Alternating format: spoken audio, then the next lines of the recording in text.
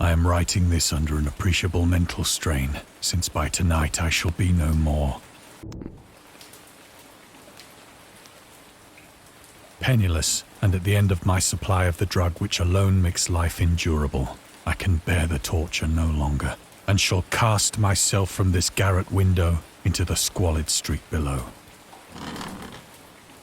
Do not think from my slavery to morphine that I am a weakling or a degenerate. When you have read these hastily scrawled pages, you may guess, though never fully realize, why it is that I must have forgetfulness or death. Wow. Okay.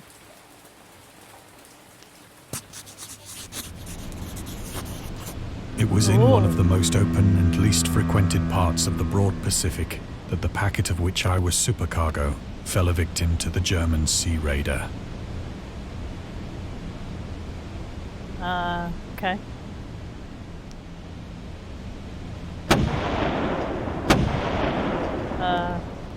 Wow. The Great War was then at its very beginning, and the ocean forces of the Hun had not completely sunk to their later degradation, so that our vessel was made a legitimate prize, whilst we of her crew were treated with all the fairness and consideration due us as naval prisoners. Okay.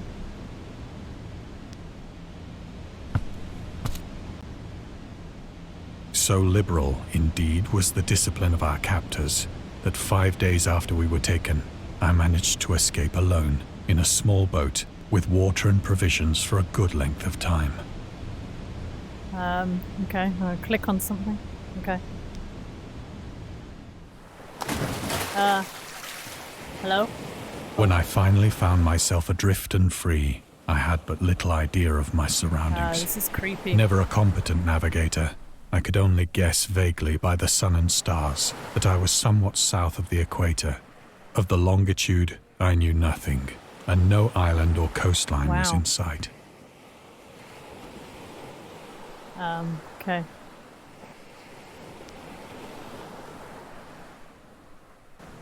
The weather kept fair, and for uncounted days I drifted aimlessly beneath the scorching sun, waiting either for some passing ship or to be cast on the shores of some habitable land.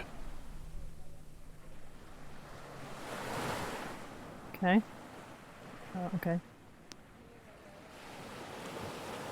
But neither ship nor land appeared, and I began to despair in my solitude upon the heaving vastness of unbroken blue.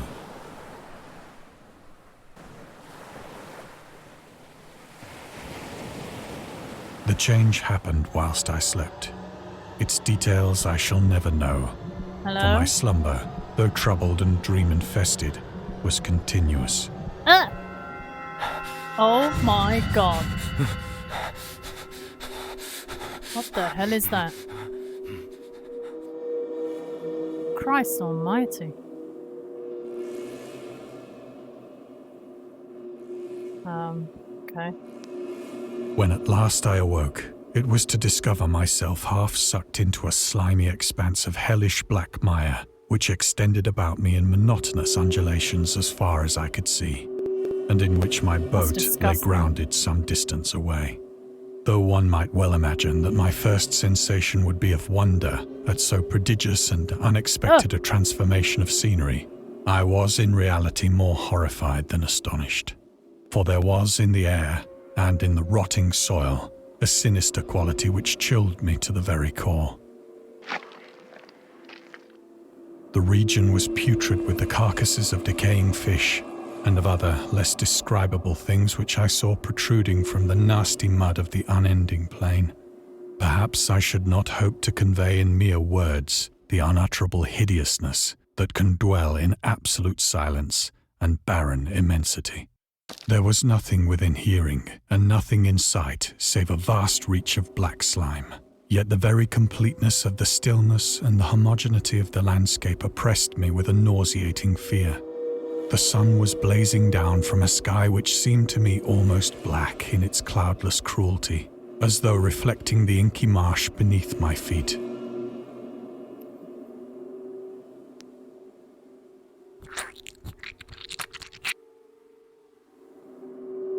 As I crawled into the stranded boat, I realized that only one theory could explain my position. Through some unprecedented volcanic upheaval, a portion of the ocean floor must have been thrown to the surface, exposing regions for which innumerable millions of years had lain hidden under unfathomable watery depths. So great was the extent of the new land which had risen beneath me that I could not detect the faintest noise of the surging ocean, straining my ears as I might. Nor were there any seafowl to prey upon the dead things. This is disgusting. Okay. For several hours I sat thinking or brooding in the boat, which lay upon its side and afforded a slight shade as the sun moved across the heavens. As the day progressed, the ground lost some of its stickiness and seemed likely to dry sufficiently for traveling purposes in a short time. That night I slept but little, and the next day I made for myself a pack containing food and water, preparatory to an overland journey in search of the vanished sea and possible rescue.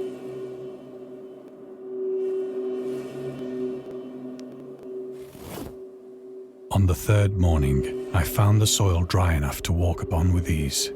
The odor of the fish was maddening, but I was too much concerned with graver things to mind so slight an evil, and set out boldly for an unknown goal.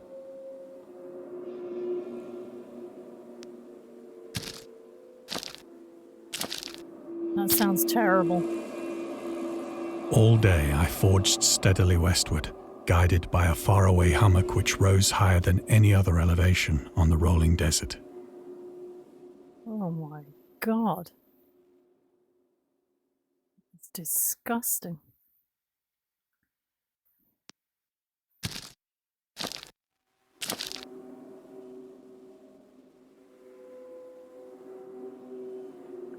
What a whale? Ugh.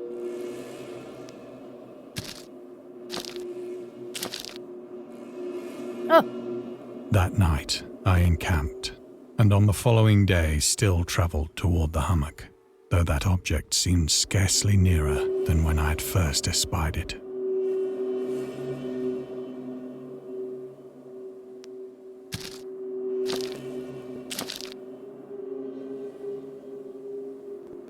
Hello? By the fourth evening, I attained the base of the mound, which turned out to be much higher than it had appeared from a distance, an intervening valley setting it out in sharper relief from the general surface. Too weary to ascend, I slept in the shadow of the hill. I know not why my dreams were so wild that night, but ere the waning and fantastically gibbous moon had risen far above the eastern plain, I was awake in a cold perspiration, determined to sleep no more. Such visions as I had experienced were too much for me to endure again, and in the glow of the moon I saw how unwise I had been to travel by day. Without the glare of the parching sun, my journey would have cost me less energy. Indeed, I now felt quite able to perform the ascent which had deterred me at sunset. Picking up my pack, I started for the crest of the eminence.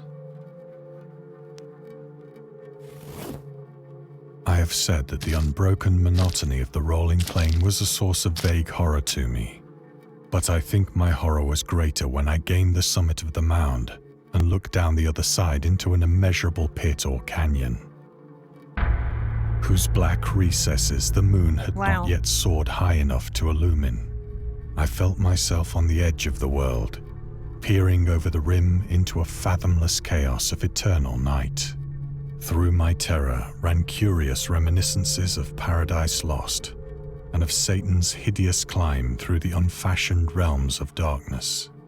As the moon climbed higher in the sky, I began to see that the slopes of the valley were not quite so perpendicular as I had imagined.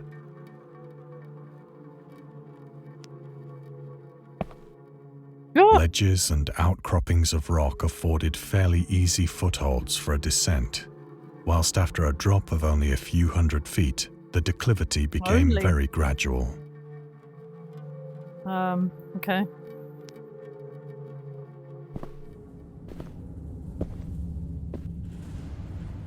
Urged on by an impulse which I cannot definitely analyze, I scrambled with difficulty down the rocks and stood on the gentler slope beneath, gazing into the Stygian deeps, where no light had yet penetrated. All at once, my attention was captured by a vast and singular object on the opposite slope, which rose steeply about 100 yards ahead of me, an object that gleamed whitely in the newly bestowed rays of the ascending moon.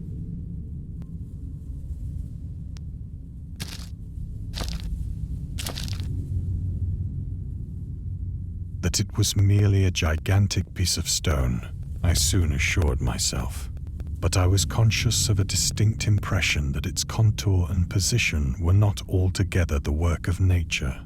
A closer scrutiny filled me with sensations I cannot express. For despite its enormous magnitude and its position in an abyss which had yawned at the bottom of the sea since the world was young, I perceived beyond a doubt that the strange object was a well-shaped monolith, whose massive bulk had known the workmanship and perhaps the worship of living and thinking creatures.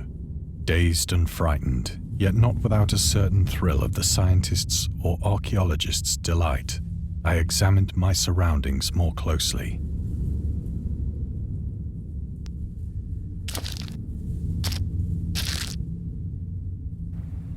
Wow. The moon, now near the zenith, shone weirdly and vividly above the towering steeps that hemmed in the chasm, and revealed the fact that a far-flung body of water flowed at the bottom, winding out of sight in both directions and almost lapping my feet as I stood on the slope.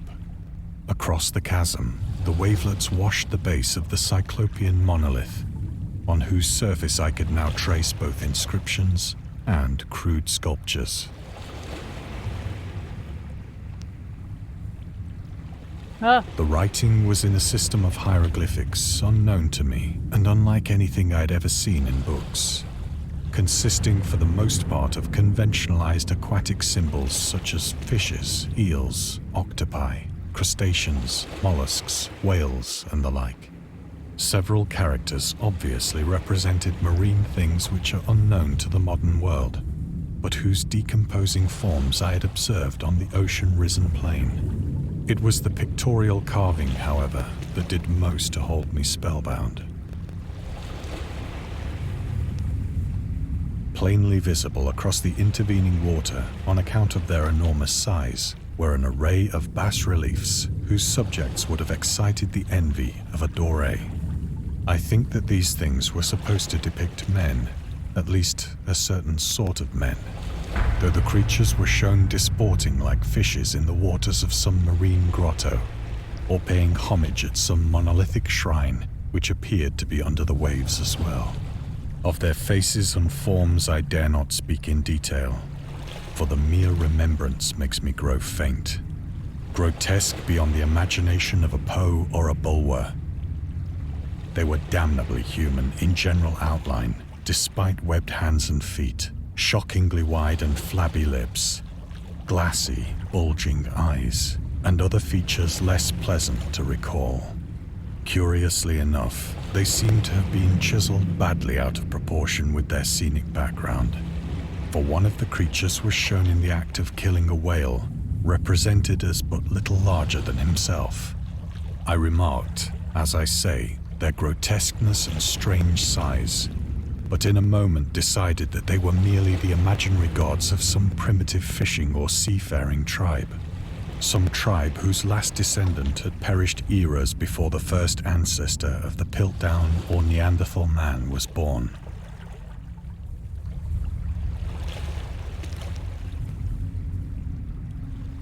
Awestruck at this unexpected glimpse into a past beyond the conception of the most daring anthropologist, I stood musing whilst the moon cast queer reflections on the silent channel before me. Then, suddenly, I saw it, with only a slight churning to mark its rise to the surface, the thing slid into view above the dark waters.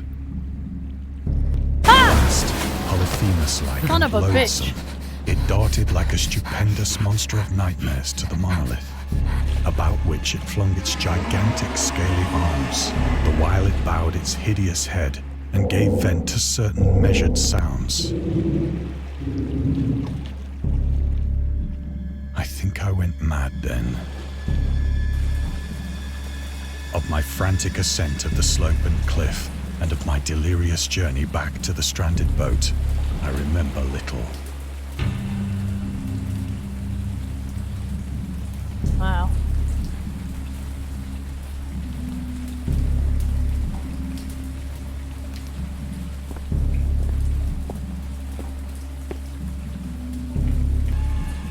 I believe I sang a that's great deal disgusting. and laughed oddly when I was unable to sing.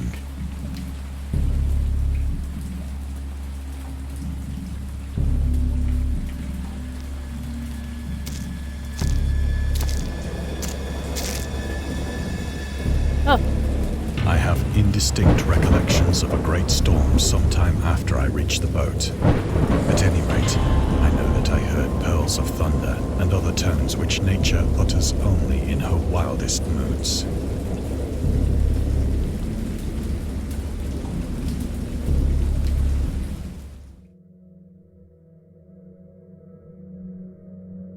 When I came out of the shadows, I was in a San Francisco hospital, brought thither by the captain of the American ship which had picked up my boat in mid-ocean. In my delirium, I had said much, but found that my words had been given scant attention. Of any land upheaval in the Pacific, my rescuers knew nothing, nor did I deem it necessary to insist upon a thing which I knew they could not believe. what a dump. Oh, shit. Once I sought out a celebrated ethnologist and amused him with peculiar questions regarding the ancient Philistine legend of Dagon, the fish god.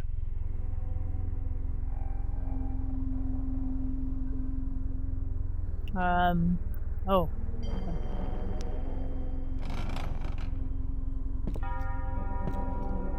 Oh, But soon perceiving that he was hopelessly conventional, I did not press my inquiries.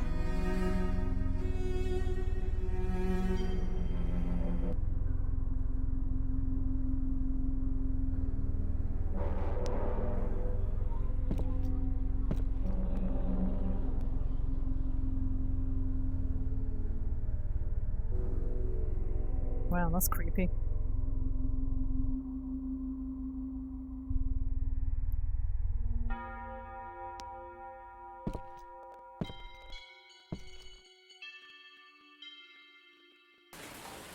It is at night, especially when the moon is gibbous and waning, that I see the thing. I tried morphine, but the drug has given only transient surcease and has drawn me into its clutches as a hopeless slave. So now I am to end it all, having written a full account for the information or the contemptuous amusement of my fellow men.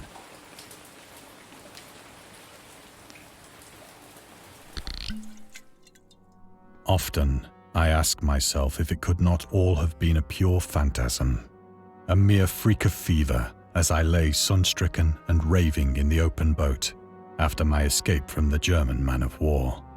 This I ask myself, but ever does there come before me a hideously vivid vision in reply. I cannot think of the deep sea without shuddering at the nameless things that may at this very moment be crawling and floundering on its slimy bed, worshipping their ancient stone idols and carving their own detestable likenesses on submarine obelisks of water-soaked granite.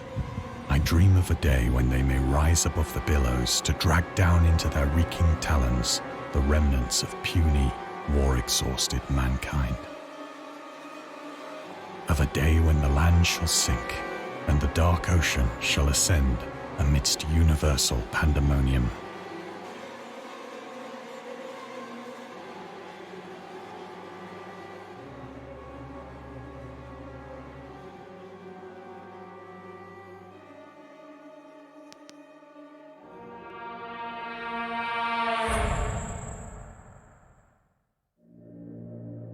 is near. I hear a noise at the door, as of some immense slippery body lumbering against it.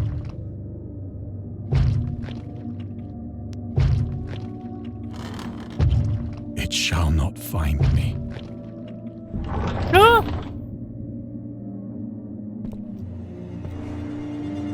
God, that hand!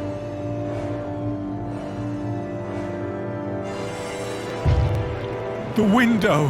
The window! The window. Oh.